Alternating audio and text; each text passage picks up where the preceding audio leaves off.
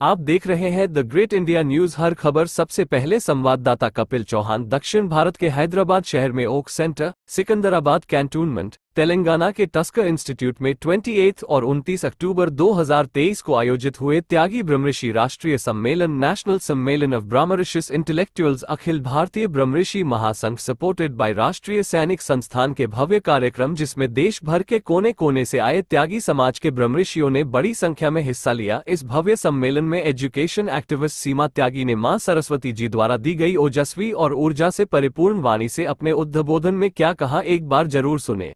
सीमा त्यागी एक बहुत दमदार आवाज़ हमारी गाजियाबाद की, और मैं उनको यहाँ पे आमंत्रित करती हूँ आए और महिला और युवा के बारे में कुछ अपने सुझाव दें।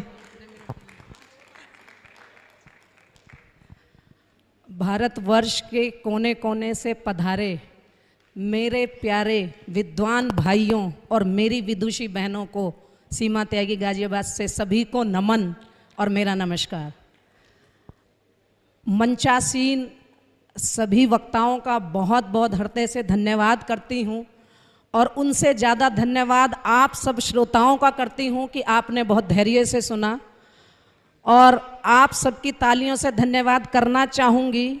सिकंदराबाद में हम बैठे हैं बीटी श्रीनिवासन जिनकी पूरी टीम का, जिसमें कुछ नाम मैं जानती हूँ, दुर्गा भाई जी का, उनके पुत्र का, और पीछे जो बहन साइलेंटली बैठी है उनका, और जितने भी भाई बहनें हम सब की व्यवस्था में लगे हैं, सुबह की चाय से लेकर और रात के खाने तक, और जिस प्रीमाइसेस में बैठे हैं उनके अधिकारियों का धन्यवाद करते हुए मैं अपने आप को बहुत गौरवान्वित महसूस कर रही हूँ कि उन्होंने हमें यहाँ इकट्ठे होकर बातचीत करने का मौका दिया।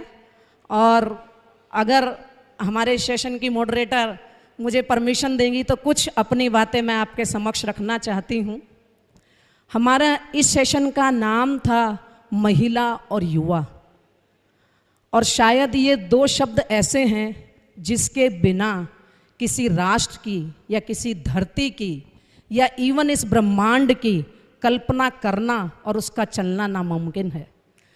तो हम अपने महिलाओं के लिए और अपने युवा वर्ग के लिए क्या कर रहे हैं, इस पर हमें चिंतन और मनन दोनों करना पड़ेगा, और एक ठोस कार्यविधि बनानी पड़ेगी कि जिससे हम वास्तव में कुछ कर सकें। हम सभी कल से देख रहे हैं ब्रह्म ऋषि सम्मेलन, जिसका अनुवाद लिखा है इंटेलेक्चुअल, जिसको मैं ऐसे पढ़ पा रही हूँ कि किसी भी धरती को चलने के लिए, किसी भी देश को चलने के लिए सिर्फ दो समाधान की आवश्यकता मुझे पड़ती है, एक मेरा भौतिक समाधान और एक बौद्धिक समाधान। तो भौतिक समाधान में तो हम बहुत आगे निकल आए, हम बहुत समृद्ध हैं इस वक्त, हमारे पास बहुत सुविधाएं हैं, सुविधा संग्रह हमने बहुत कर लिया, चाहे परिवार के स्तर पर देख लें और चाहे देश के स्तर पर देख लें। जीडीपी हमारी बहुत बढ़ गई, और हमारे देश का बच्चा अपने ही देश में नहीं पूरी दुनिया में नाम रोशन कर रहा है। लेकिन अफसोस होता है ये सोचते हुए कि हम इंटेलेक्चुअल्स हैं, ब्रह्म ऋषि हैं, हमारा काम था पूरी दुनिया को बौद्धिक समाधान देना। मुझे पता नहीं क्यों ऐसा लगता है कि जब हम अपना रोल ही नहीं कर पा रहे, जो बौद्धिक समाधान दुनिया को देना था वो दे ही नहीं पा रहे, तो चीख चीख के ये कहते रहें हमें जान लो, हमें पहचान लो, हम ब्राह्मण हैं, हम इंटेलेक्चुअल हैं, तो ऐसे तो चिल्लाने वाले बहुत हैं।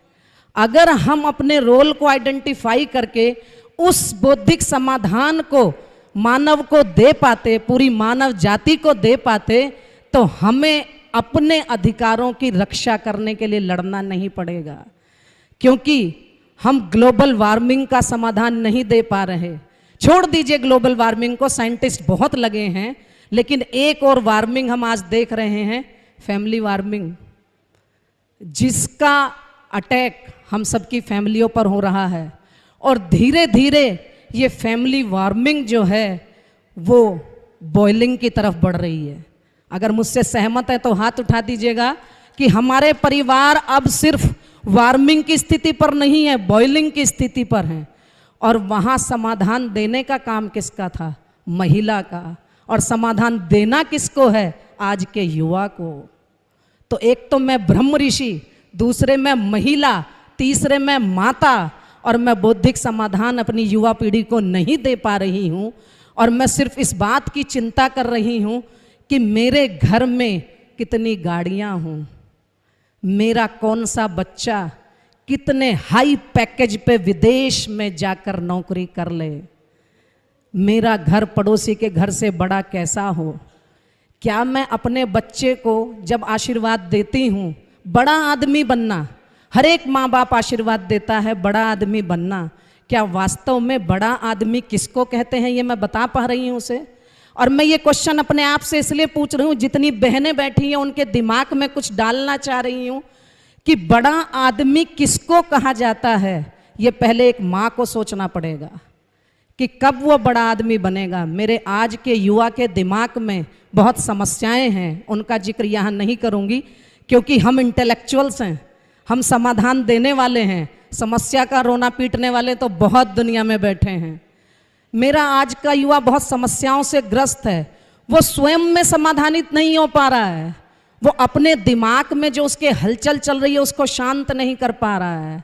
और मैं, क्या मेरे पास समय है कि मैं उस युवा से बातचीत कर सकूं? दुनिया की छोड़ दीजिए, अपने घर में जो युवा हैं, चाहे वो युवती है चाहे वो युवक है, उनके लिए मैं क्या कर पा रही हूँ? क्या मैं उनको समझा पा रही हूँ कि बेटा भौतिक प्रगति के साथ साथ बौद्धिक प्रगति भी जरूरी है, और दुनिया एक अकेले इंसान से नहीं चलती, तुम अकेले नहीं हो, ये पूरा अस्तित्व सह अस्तित्व की बात करता है।